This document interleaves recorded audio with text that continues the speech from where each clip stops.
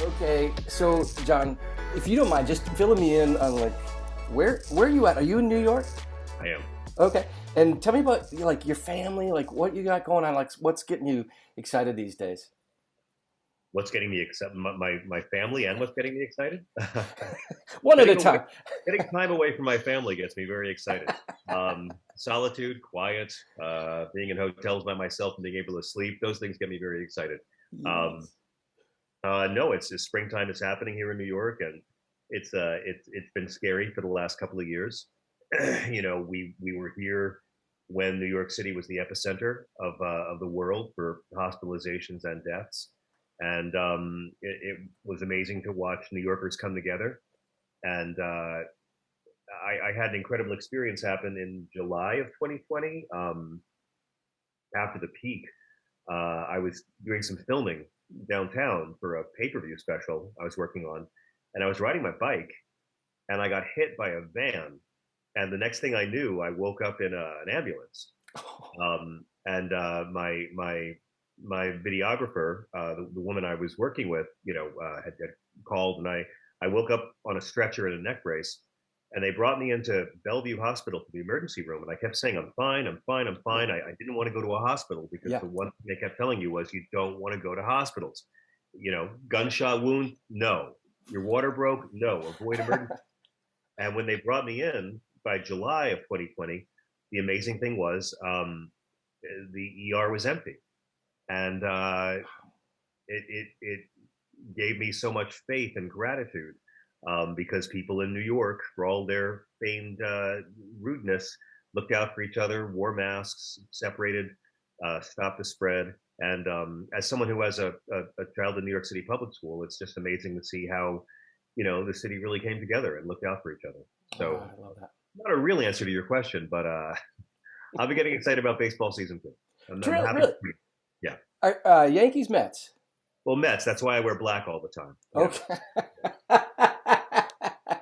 That's funny. You got one of our good pitchers, Trevor May. He's one of my favorites, man. He's just a beast. So it always seems like the Mets are always on the verge of like being great, right? Like maybe this year. So Yeah. I've been maybe saying that since '88. yeah, seriously. Well, as a Twins fan, I feel the same way. But we've got some good-looking players this year, and we made some interesting moves. We need some really good pitching. I know you can't go into the postseason without just killer pitching. So Yeah. yeah, we'll see. We'll see what happens. But that's cool. How many kids do you have? Just one. Just one. All Just right. one. That's all you. That's all you need. One that we know of. Just one that we know of. Yeah. Okay, that's Yeah.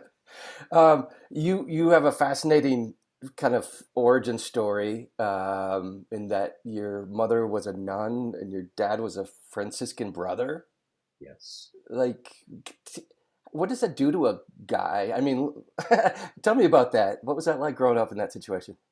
Well, growing up, it just seemed very normal because it's all that I knew. So it seemed like there was us, the normal people, and then there was the rest of the world that was strange. We were, but the whole thing was strange because we were the most Catholic kids in our town. Went to mass every Sunday, every holy day, grace before every meal, but we were also I guess the most liberal family. I was the only kid who went to every holy day mass, and I was the only kid whose dad voted against Ronald Reagan.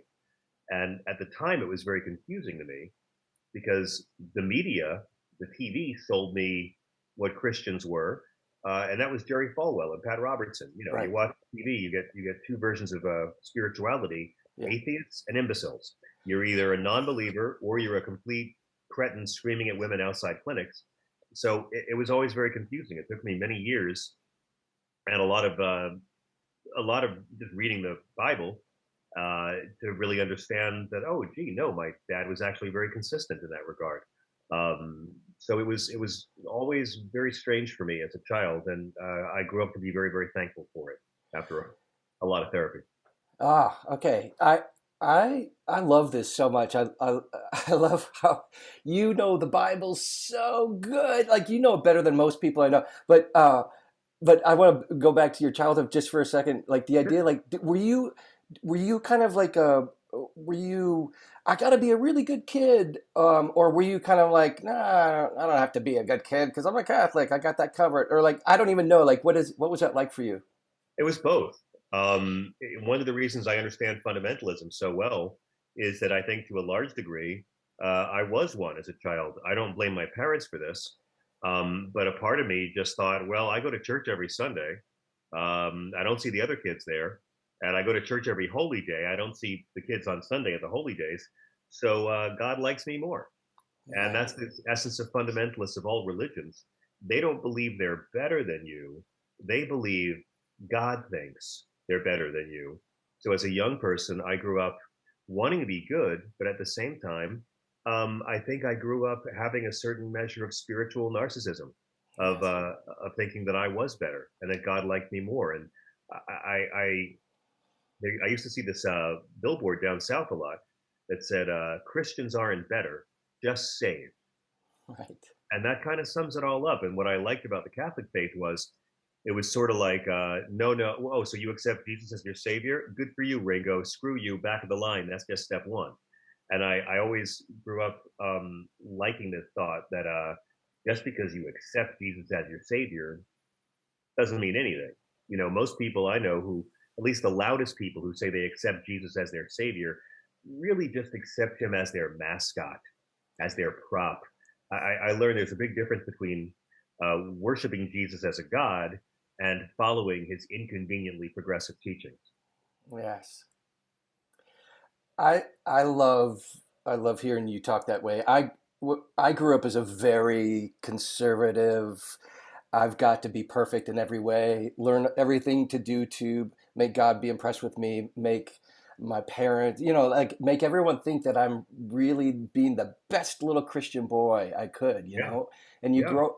I have grown up, and we're about the same age. And really, only in the last 5 to 10 years have I been like, maybe there's another way that I can learn how to actually love myself apart from this performance based, continually seeking approval and affirmation from God and everyone else and myself, and never knowing that I'll never be able to live up to these expectations that I'm putting on myself, but yet I'm going to keep trying. So then you just end up like exhausted and worn out, resentful. And then for me, like always wondering why it seems so easy for everybody else. Look how happy everybody is. It's like it feels like somehow I didn't get the Kool-Aid, and for some people it's just so easy for them. And I've been accused of thinking too much. I don't know if you've ever heard those words, John. You think too much. Has anybody sure, ever? all the time. And that can be true. It's easy to get caught in your own head, but you know, I hear everything you're saying, but at the same time, there is a certain virtue to that. You know, I'm not anti-religion at all. I'm anti-fundamentalism. Yes. But you know, as I often say to my atheist friends, um, we'll never know how many murders and rapes and thefts weren't committed because people were afraid of hell.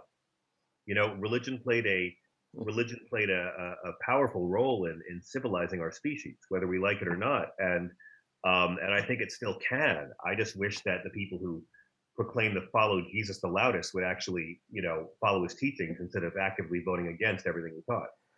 Yeah. Yeah. Wouldn't that be awesome?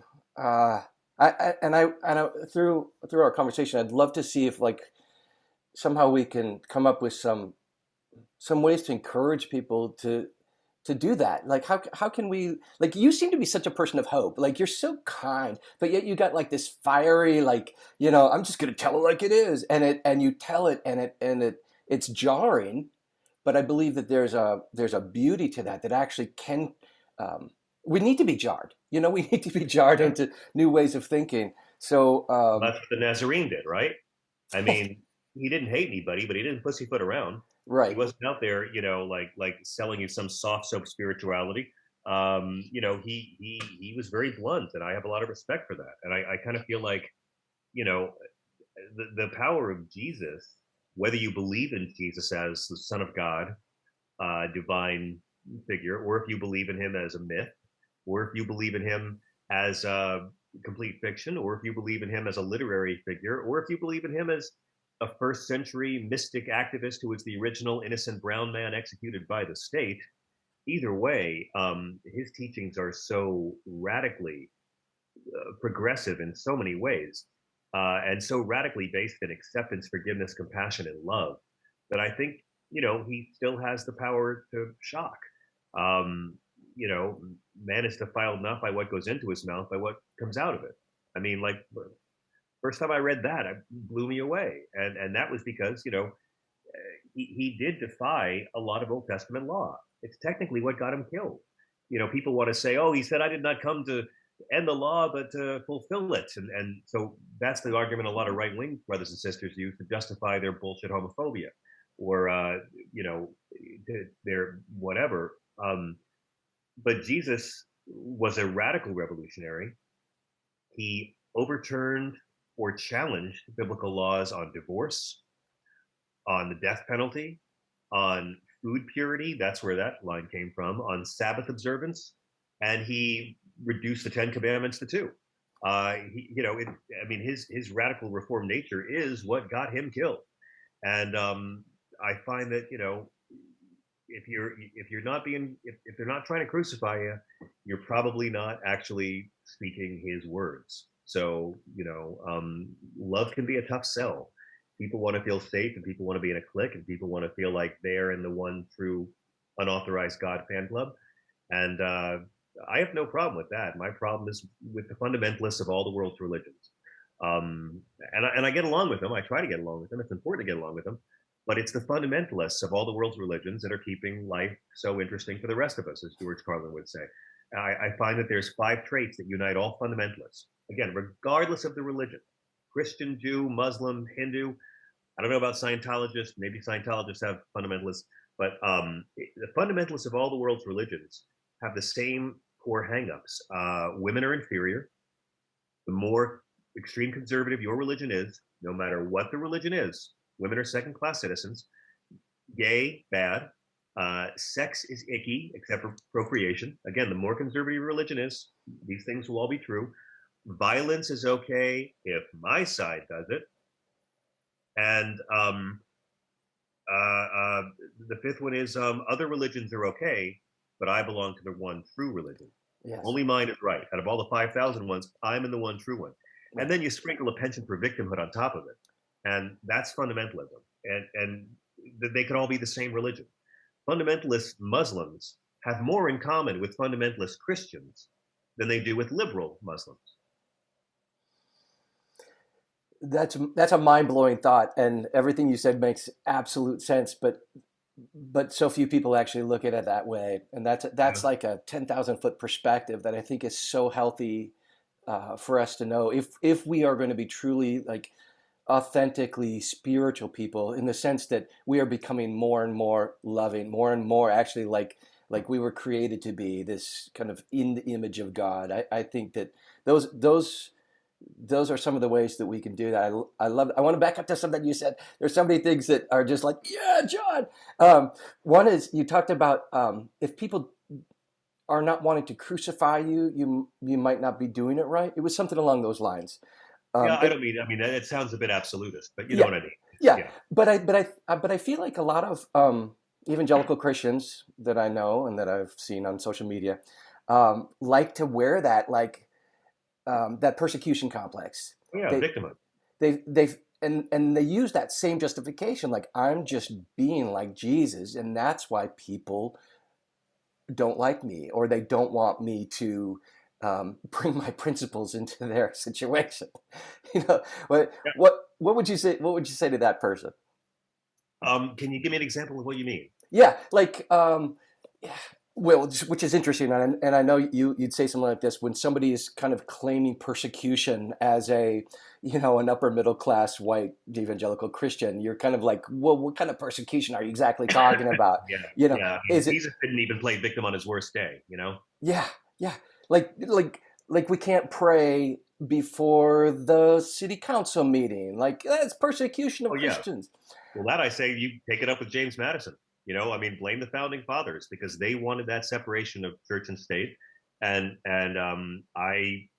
want a government that's based in Christian religion with no abortion and no gay people, well, Iran is waiting for you. But otherwise, Whoa. separation of church and hate is technically the conservative point of view because that's what the framers of our Constitution wanted. And they were brilliant in that regard. Religious freedoms must be protected. But what does that mean? I love hearing folks talk about religious freedoms. Like I should be allowed to not provide goods and services to gay people because my religion tells otherwise. Mike Pence's disgusting, amoral religious freedom law in Indiana. The media is really the villain in all this because at no point does the media say, where in the Bible did Jesus drive the gay cakes out of the temple? I mean, where you want to say that you should be allowed to discriminate against gay tax-paying citizens in our society because of your religion. Show me where Christ commands you to reject gay people. If you're a Christian, you don't get to judge them. Your job is to love them. And the more you hate someone, 9 times out of 10, that means you need to love them. They always say if you want to know what God looks like, look in the eyes of someone you love. No, look in the eyes of someone you hate. That's the spiritual test. I sort of have this theory that whoever you hate, that's who God's going to be. So if you don't like ignorant hillbillies, God's going to come out of a trailer saying, hey, get off of my cloud. If you don't like loud black women, God's going to be in the back of the movie theater making a lot of noise. If you don't like gay men, oh, sister, wait till you meet him. I sort of think that's the beauty of it. And you have to be able to find God in the eyes of people you despise. That to me is the spiritual test. Oh, John. Otherwise, you're just comforting yourself. Otherwise, you're just making yourself, feel good and reinforcing your own beliefs. Right. But I think the disconnect there is that most people don't believe that they're actually hating. Yeah. They're just being principled. And Oh, yeah. that It's principle Nuremberg is. argument. I'm not hating gay people. I'm just following orders. Yeah. Didn't work in Nuremberg, doesn't work in heaven. Whoa. Okay.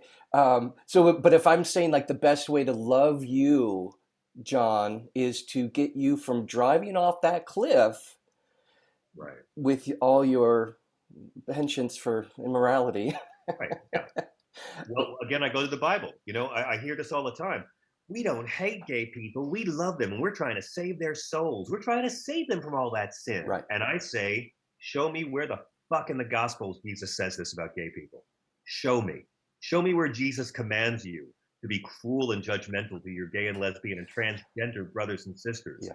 Show me. Leviticus, fuck out of here. Nobody follows Leviticus. Mm-hmm. If you don't stone disobedient, if you follow Leviticus, then you have to stone adulterers to death. And that includes, by Old Testament law, divorce and remarriage. Right. So if you really believe the one part of the Bible that says being gay is a sin, you owe it to God to kill Donald Trump 2 times, which you should not do. So, again, it's not your job to judge him, it's your job to love him. And there's no basis in the Gospels for homophobia. Homophobia is antithetical to the teachings of Christ. So, I reject their arguments that they're just trying to save these people. Take the log out of your own eye. Let God deal with them. You worry about your own soul. And if you believe this book, written 2,000 years ago by these ancient Hebrews, then your job is to love them and to be a mensch and to be good to them and to make their lives easier. If your good deeds are out there trying to make life harder for somebody, if you're trying to make life harder for a transgender child, where do you get off calling yourself Christian? I'm sorry. And the media doesn't ask the right questions. The media just assumes, oh, you're Christian? Great. Then that means that you get to scream at women outside health clinics. That means, of course you're persecuting transgender people. But there's nothing in the Bible to justify that. And that's my point. And again, everyone picks and chooses the parts of their holy books they want to believe. Right. Liberals, we're all buffet believers of every faith. But when you're picking and choosing to justify cruelty, to morally justify being mean to somebody else, that's when you got to get called out for it. Yeah. Awesome. I know there's somebody listening right now that's going, who is this John guy? Is he even a Christian? And I know. Yeah. Was there an introduction of who I am? Because I'm just a clown, folks. I'm not going to take it seriously. Believe me. I'm a guy with too much free time to read the Bible. You are far from a clown. You are one of the most intelligent, well-spoken people that I've ever encountered, and God bless your low standards. Thank you. that's how I live. I've been hurt a lot, so I keep them very low. That's Um, it, right? That's it, right? I mean, but that's what gives you soul. It's the fact that you have been hurt and you choose to move forward and get stronger and grow in love and grace. As Mr. Cohen said, there's a crack in everything. It's how the light gets in. yes, I love that. I want to read a quote from you where you said, "I aspire to be Christian. I aspire to be more Christian.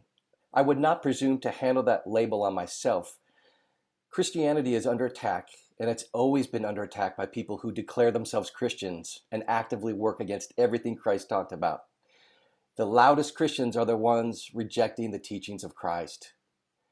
Ah, Mm. that is that is something that I have wanted to say for so long, but I've lived in that place of I have to be a good person. I can't offend. I can't provoke, or I can't challenge. And I want to move into that space because it's so important. It's so important that we actually learn truly like what it means to be a person of love, a person of faith, a person of hope. I think these are some of the most important things that seem to be missing from a lot of religious experience, in particular from the Christianity that I've been exposed to.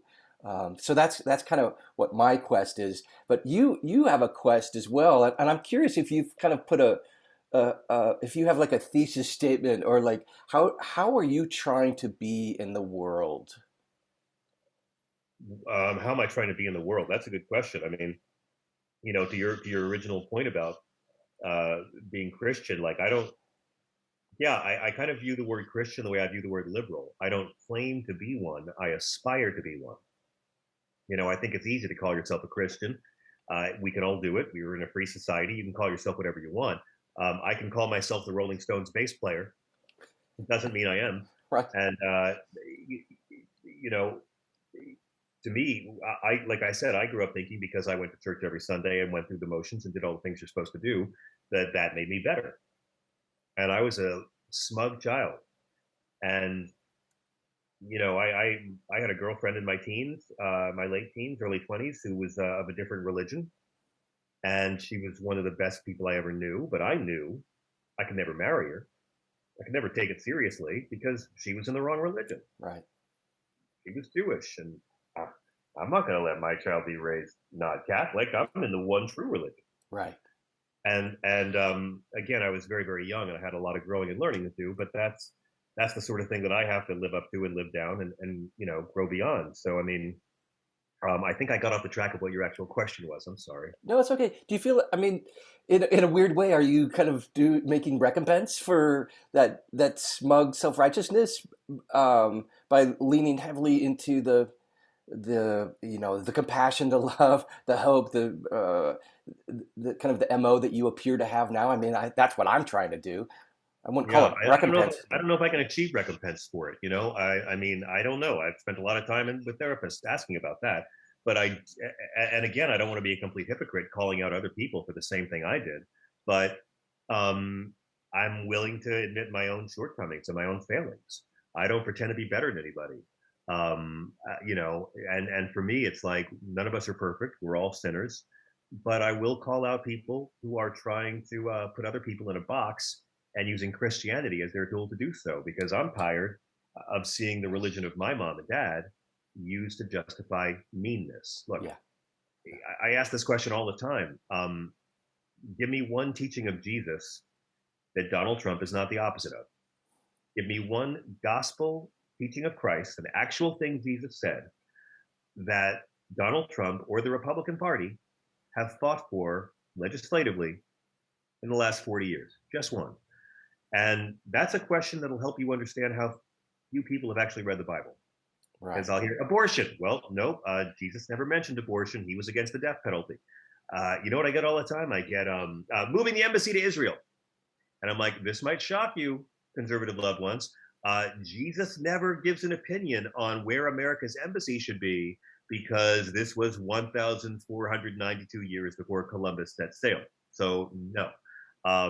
it's, and again, we're all full of crap. We're all full of crap. We got to be able to admit it. But I'm hoping that my full of crapness doesn't lend itself to cruelty and meanness to other people. Right. Yeah. Yeah. I appreciate that. I'm thinking about a person that's listening right now that has lived their life being very principled and very assured that their way of believing exactly in Jesus and subscribing to these certain, 7 points or whatever their points are, that is the right way that a person is supposed to live. Like, how can you say to that person, yeah, that might be one of the good ways to live, but there are people that are living in other ways that are worthy of the same amount of respect and compassion as people in your tribe. I think you just said it. I think you Ah, just said it. that's sweet. Thank you, You John. know, I mean, I don't smugly presume to know the will of God. I No. know what's in the Bible, and I know what's not in the Bible. But if you've got open heart and you're loving and forgiving and compassionate to others, and you're always trying to grow, I don't think that there's ever really any finish line. I think it's always a process. It's always about the journey. And what's the expression? There was only one true Christian, and he died on the cross. Yeah. So for me, it's just all about how much are you growing, how much are you willing to learn from your mistakes, how much are you willing to take responsibility for hurting others, and if you're going to be using Jesus or his movement as your justification for your behaviors, you better be able to back it up. Because again, some of the best Christians I know are atheists, and some of the most godless heathens I know call themselves Christian. Right. It's also taking responsibility not for just hurting how you hurt people, but also for how you're helping people. I think that's a big one. Like, how is my life, how is my faith informing how I am living in this world? How am I caring for people? And you've touched on that in a lot of what you've said. How can we care for the people that are in need? And that's so confusing because you see a guy on the street corner and he's feels like he's begging for money. You don't know his story, but is it the right decision to just always hand them money? Like, I don't even. It doesn't feel like that's the right thing to do. So like we're bombarded with like pleas for help constantly, and it's so hard to know like where do we help. So in turn, we just volunteer at church, hand out bulletins or make the But I mean, coffee. why not just give the guy money? I mean, when I was young, I live in New York City, so I've been around homeless people and panhandlers my whole life. And Yeah, for a long time, I thought, well, what if they're just using it for drugs? And as I got older, I was like, well, what if they are? What if this guy needs a fix, and my $2 is going to help him go get his fix? Um, then he's not going to bother other people. He's going to get what he needs. And I mean, if I was a real Christian, I would take him to a meeting, right? I would try to help in some way. I buy food for people all the time. A lot of times I'll say I can't give you money, but I'll buy you a slice of pizza or whatever if you're really hungry.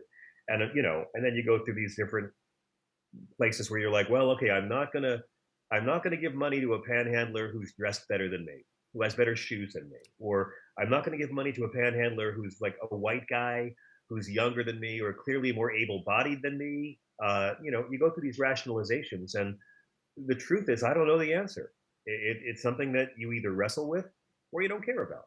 yeah, And so now that I'm raising a child in New York, um, I don't just try to give a buck to people when they need it. I want my child to see me doing it. I want to model that. And I always give money to any artist, anybody who's playing music or performing. I give my child the dollar or the $2 or $5, and I say, go give this to the artist because I want to model it for him. I yeah, mean, if you're lucky to have something, you got to give it to someone else. And again, I don't claim to be a good Christian. I just think it's how I want to be. yeah. I'm with you. I'm so curious how, like, you know the Bible so well. You appear to know the Bible so well. Where did that come from? Like, it's was there a time like where you're like, I'm 16 now, I'm going to read the Bible, or like, was there a tipping point where you just really started studying because you've got like a master's level Oh no, I doctorate? don't. No, that's very Oh, kind. No, I don't. I those people I have on my SiriusXM show. I talk to real theologians all the time, and I've been blessed to interview a lot of theologians I've really admired. I've been blessed to have interview people like Sister Helen Prejean or Bishop John Shelby Spong or Marcus Borg. Um, uh, you know, when I was like 20 or so, my dad was teaching a community college course down south about religion. And I sat in one day. I was down in Virginia. My parents retired to my mom's hometown. And I was down there and I attended his lecture on Martin Luther and the Reformation. I didn't know anything about Martin Luther. And everything he went through about Martin Luther's problems with the Catholic Church, when it was over, I said to him, Dad, why aren't we Lutheran? Everything that Luther didn't like about the Holy Roman Empire is the same stuff you and Mom don't like about Right. that. Right. And he couldn't answer me. He's like, dude, I don't know. And that really stayed with me. And when I went to college, I went to Mass all through college and at the NYU Catholic Center, and it was amazing to be part of for the first time, a progressive Christian community where LGBT people were openly welcomed and celebrated. I brought my parents to Mass at NYU in like the early 90s, and they couldn't believe it. So many gay couples. I mean, this was a church that used to be on Washington Square. It was a fantastic little chapel. So many gay couples. My mom and dad loved it. They thought it was amazing. And I eventually got tired of the hypocrisy in the church. I don't really understand why God would decide 51% of humanity is unfit to serve in the priesthood. Right. I don't really get that whole Vatican idea about no knob, no job.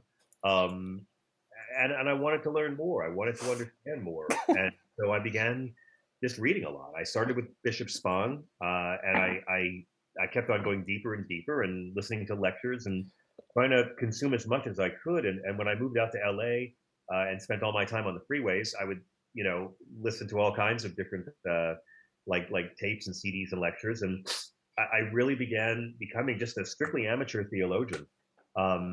Spong was really a big one for me. His stuff is very academic, but it's really beautiful and very moving. And I always, was like, well, why is birth control wrong? And it wasn't until I read the Bible that I'm like, oh, the Bible never actually says that. At no point does God say, "Thou shalt not wear a Jimmy hat." And why is abortion so wrong? And I read the Bible, and it turns out the Bible's not against abortion. And God says life begins with first breath in Genesis. In Exodus, God asserts that He has more value for a woman's life than for a fetus. God drowned every pregnant lady and every fetus on earth one day just because He was in a mood. God gives rather detailed tips for abortions to Moses in Numbers chapter 5 for unfaithful pregnant wives. And Jesus never actually mentions abortion. He mentions the death penalty, but Jesus' religion of Judaism, not against abortion. And as I got older and realized that, oh, wait, abortion is something that the Bible's not against, but it's what right-wing preachers used to establish their power in the 1970s and 80s. That's the brilliance of fundamentalist Christianity. They got Christians to vote against everything Christ ever talked about by talking about abortion, which Christ never talked about. Now, I'm not saying Jesus is pro-abortion by any means, but I'm saying you can't use Jesus to condemn women who have them. And there's nothing in the scriptures that supports that. And incarcerating women and incarcerating doctors for terminating pregnancies might feel good to you, but it's got nothing to do with the teachings of Christ. And the great failing of our media is they haven't learned this yet. And just because someone's outside of a clinic persecuting a woman doesn't make them Christian. In fact, it makes them the opposite of what Jesus talked about. It's not your job to judge, it's your job to love. And if you're so upset about these fetuses that are being terminated, well, then what are you going to do to help some of the actual born children who are out there and need a home and need family and need textbooks? What are you going to do to help the people who are here? Yeah. So again, it's like consistently the one thing Jesus gets mad about is not your sexuality. All that is the Old Testament. All that is St. Paul, who I have come to believe may well have been a closeted gay man in the first century Holy Land. His letters make a lot. If you ever read the letters of Paul and just think, this is a guy who's got to hide his sexuality, a lot of his hangups make a lot more sense that way. But Jesus didn't get mad at what people do with their wee-wees. Jesus got mad at religious hypocrisy and mistreatment of the unfortunate. Yes. Man, thank you for saying all that. I feel that way about Henry Nouwen. Have you read any Henry Nouwen? I haven't, but I mean, I know of him. Yeah, there are people that say that he was a gay person, but he never wrote about it in his actual writings. But it made it more universal, of course, because then you could bring in your own thorn in the flesh and go, "Oh, he's speaking to my thorn," you know. And but what a beautiful, compassionate writer he was. I want to ask you about another Well, I book. mean, if I may, like you look at Paul and you think, how can someone be so accepting, forgiving, and loving of all sinners, but so disgusted when it comes to the vile urges of the unholy flesh? Well, it makes a lot of sense if you consider the conflict he may have been suffering with. And ironically, it was Paul who said, it is better for a man to marry than burn with lust, which is the greatest biblical argument for gay marriage, isn't it? Right? Exactly. Wow. To the one person that's left listening, man, thank you for sticking around through this. No, have I driven your entire audience away? I'm so sorry. Well, there was two at the beginning, so no, it's just no. There's another book I want to ask you about. Have you heard of Jesus and John Wayne by Kristen Dumez? Yeah, she's done my show a few times. She's brilliant. Everyone needs Yes. to read that book. Yeah. Everyone needs to read that book. She's great. Yeah. I have such a crush on her brain. Yes. I'm so glad to hear that because everything that you were just speaking of was like, I was reading it was just unveiling like my past and just peeling back that curtain that was so shiny and and righteous in the front, and then underneath was you see the political motivations behind so many of these issues that you talk about, and how everything is just it's been hijacked, and I don't necessarily feel like it's been hijacked as much by Christians as it is by politicians who are wanting to get the Christians to be on their team. What, do you see what I'm saying? Wanting to get the Christians to be on their team. Yeah, like the politicians are wanting the vote Yeah, of this powerful base, yeah. uh, and so they're going And to calling them out and saying being mean to transgender children is against the teachings of Christ is not going to get you elected, is it? no, no, and probably will. Yeah, it will cause a lot of people to think that you're kind of crazy. But I love that. I love the kind of crazy that you are. We need more people like you, and I would love Uh, for. I you would, don't want that. No, you really don't want that. No, thank you. what are you like messed up just like no dude, you've got a mind that is you've worked very hard to learn and to grow and to Thank you. process your thoughts in a way that are so compelling, and like I said before, like you're so fiery, and you bring it when it needs to be brought. But then, Sally from, St. Joseph, Missouri calls up, and you're like so compassionately listening. Like you get people from all these different viewpoints that you allow to have space on your show on SiriusXM, and so a combination of the fiery with the compassion and the kindness and the grace. That's unique, and I want to Thank you. shout that from the Well, rooftops. that's Saint George Carlin, my holy prophet, who changed my life. I mean, I will say that I've had a lot of religious experiences, religious epiphanies in my life, and the first time I saw George Carlin live was one of them What because what I happened? never. Oh, I was very young, and it was right after the first Gulf War, the popular Gulf War, the war that 93% of people thought was dandy, the war to restore the dictator of Kuwait, um, where women are property, and we sent our troops to die to restore that dictator for freedom, and uh, and I was really upset about it. And I remember at the ticker tape parade in New York after Whitney Houston lip synced the national anthem, and it was released as a single, and the jingoism was off the hook.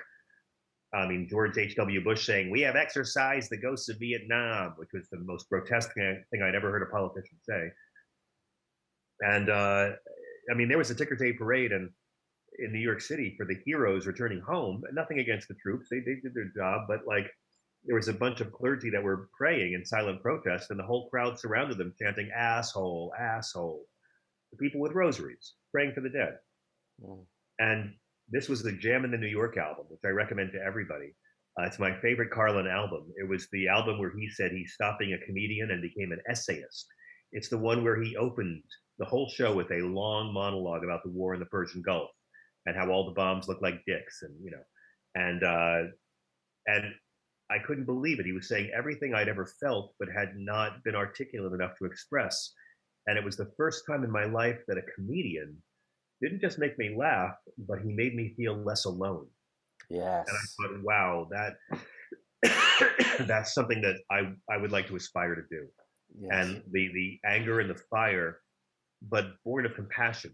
It's not even anger because anger is not funny, but outrage is. Anger will give you cancer, but outrage will make you fight injustice.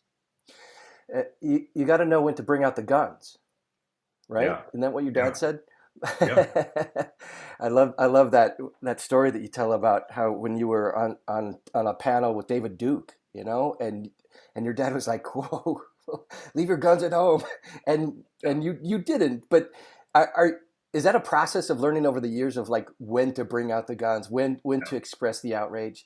Sure, yeah. I mean, I was a hot-headed kid, and or a little older than a kid, but yeah, there's a different kind of fundamentalism. I mean, we have all known, there's fundamentalism in religion, and then there's a different kind of illogical fervor when you think, okay, well, I'm over my childhood programming. Now I know the real truth. Right. Either I'm now an atheist, I'm now agnostic, I'm now the right religion, or I'm now a better version of the religion I was raised in. Yeah. So forget about that stuff. Now I have absolute truth. And that's another coming of age you've got to go through, where just because you decolonize your mind from your original programming doesn't mean you are now the bodhisattva. It just means you're on the journey and you're learning and you have to keep on learning and growing. And we're all Yes. works in progress. When you go thinking that, you're the one uh, who's got it all figured out, that's the core element of fundamentalism. And that makes you make a lot of stupid mistakes and a lot of hurtful mistakes. Yeah. One of my favorite books from this past year, in addition to Jesus and John Wayne, was Brian McLaren wrote a book called Faith After Doubt, which chronicled these processes that we go through. And is a fantastic book if anybody is looking for a book to kind of process or to help understand these series that we go through, from where we start learning all these wonderful things, maybe as a child or could be as an adult. We learn that this is the right way to do things, and then we're empowered to become disciples. Like, this is how you be a disciple of this now that you're on our team. And then that moment, like something happens, some sort of crisis, maybe it's a relationship where you suddenly go, wait a minute, maybe there's some chinks in that armor, and you start to go through this maybe process of doubt, this place of like, some people say the cards start, falling from this house of cards that were built up. I don't hear you saying that. I hear you say that there's some real value, and I hear this in Brian too, but yet real value in holding on to some of these wonderful things that we learned with. I say, I Yeah. don't want to throw the baby Jesus out with the bathwater. That's what Right I on. say. But then there's the place like, what do we do with that? And the big buzzword right now is deconstruction, but there's also the step of reconstruction, or like reforming, maybe just creating a new understanding of what the actual gospel is. And I feel like our conversation has just been just rife with that kind of information. And I'm so grateful to be able to share that with people that maybe have never had the experience of hearing some of these perspectives. And that would be my hope, is that for anyone that's listening that maybe is going through some doubt or some feeling like, man, I got to get away from that, there's still some good things to hang on to. And there's some really good things. And it kind of, like I hear you say, it's kind of centered around Jesus. Like, Jesus was like pretty cool. And as you say, it's his fan clubs that drive me crazy. But like Jesus had some good stuff to say, and gave us a good way to learn how to be good people, not only just good people, but authentic people, to really be God to the world around us. And that would be my hope for this takeaway from this conversation. Wow, you made me feel bad for swearing. Yeah, I mean, it's totally true. If you, like I say, if you want to be a believer, great. If you want to be an atheist, great. Just don't be a dick. That's it. It's pretty simple. Don't be a dick. It's sort of what all the world's religions are telling us.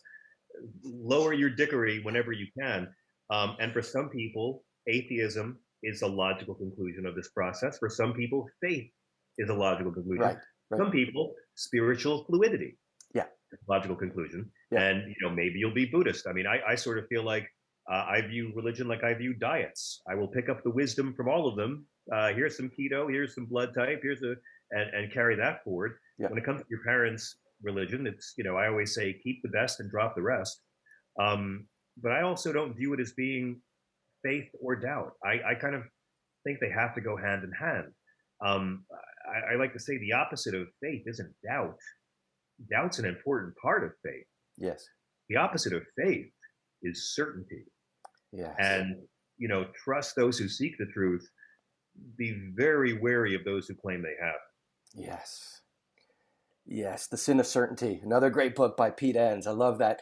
And you're better read than I am. Well, I don't think so. The way when I heard you interview Ken Burns talking about Benjamin Franklin, that was a fantastic interview, by the way. But you've got so much historical. Anyway, well, I'll stop with it. My dad was a history teacher, There you and go. I sucked at sports, so that's how I had to earn his love. Okay. All right. Well, I'm going to let you go, but I'm wondering if you could leave us with, if you have a vision for our culture, our society. I know it's a big question. Give us the big vision you have for us as a culture, but I feel like in you you do have a vision for goodness and for good things yet to come. I wondered how you would put words on maybe how you want to see us moving forward as a people. Wow. I mean, I think the greatest power of Jesus is that he doesn't need to exist to save us. It can all be fiction, and it can still save the world, because it's love your enemies, it's love one another, do unto others as you would have them do unto you, which all the religions in the world tell us. I think when Jesus said, "In my Father's house there are many mansions," is actually, you could say that's a great argument for religious diversity. And in terms of what my wish for the culture is, I think I honestly don't know. I mean, I think we have to get really serious about leaving the world better for those that came before us, but we don't take stewardship of the earth seriously. And the new UN report just shows it. And the best part about being a climate science denier is that you're not going to be around when your great grandchildren curse you for having been one. Right.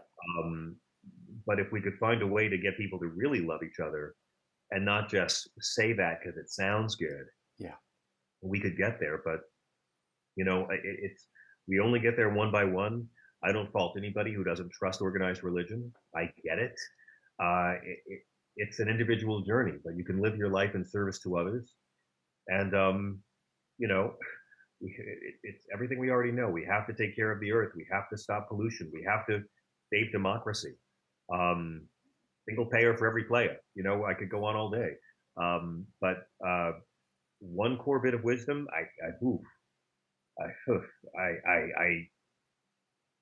that's a really hard question. Because I don't know if the human race is going to pull this off. I don't think that we're going to become extinct. I think this planet is an amazing self-cleaning oven, and this planet will handle us causing problems by making sure there are fewer of us.